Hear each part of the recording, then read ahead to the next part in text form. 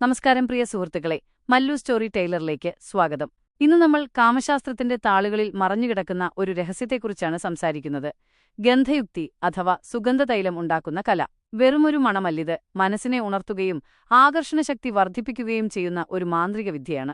പണ്ടുകാലത്ത് രാജാക്കന്മാരും കലാകാരന്മാരും ഈ കലയെ തങ്ങളുടെ വിജയത്തിനായി ഉപയോഗിച്ചിരുന്നു. ഗന്ധയുക്തി തയ്യാറാക്കാൻ ആവശ്യമായ സാധനങ്ങൾ ഇതാ: ചന്ദനത്തൈലം 50 മില്ലിലിറ്റർ, അകിൽ തൈലം 10 മില്ലിലിറ്റർ, കസ്തൂരിപ്പൊടി 5 മില്ലിലിറ്റർ, പച്ചോളി തൈലം 5 മില്ലിലിറ്റർ, ഗുലാബ് ജലം, റോസ് എസൻസ് 1 നുള്ള്, കപൂരം പൊടി 1 നുള്ള്.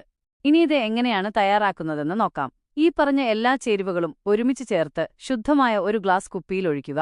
ശേഷം ഈ കുപ്പി തിളച്ച വെള്ളത്തിൽ കുറച്ചുനേരം ചൂടാക്കുക. ഇങ്ങനെ പലതവണ ആവർത്തിക്കണം. അതിനുശേഷം ഈ കുപ്പി 7 ദിവസത്തേക്ക് നിലത്ത് സൂക്ഷിച്ചുവെക്കുക. ഈ ദിവസങ്ങളിൽ ഇടയ്ക്കിടെ കുലുക്കാൻ മറക്കരുത്. 7 ദിവസങ്ങൾക്കുശേഷം നിങ്ങളുടെ ഗന്ധയുക്തി തയ്യാറായി കഴിഞ്ഞു. ഒരു തുള്ളി തൈലം കഴുത്തിന് പിന്നിലും കൈപ്പത്തിയിലും പുരട്ടുക. വാക്കുകൾ ആവശ്യമില്ല, നിങ്ങളുടെ സാമീപ്യം മാത്രം മതി ആളുകളെ ആകർഷിക്കാൻ.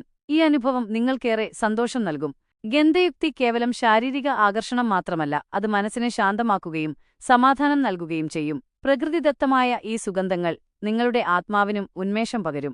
പഴയകാലത്തെ ഇത്തരം അത്ഭുതകരമായ അറിവുകൾ ഇനിയും നമ്മൾ അറിയേണ്ടിയിരിക്കുന്നു, അല്ലേ? ഈ കഥ നിങ്ങൾക്കിഷ്ടമായെങ്കിൽ ഒരു ലൈക്കും കമന്റും ഷെയറും നൽകി ഞങ്ങളെ പ്രോത്സാഹിപ്പിക്കാൻ മറക്കരുതേ.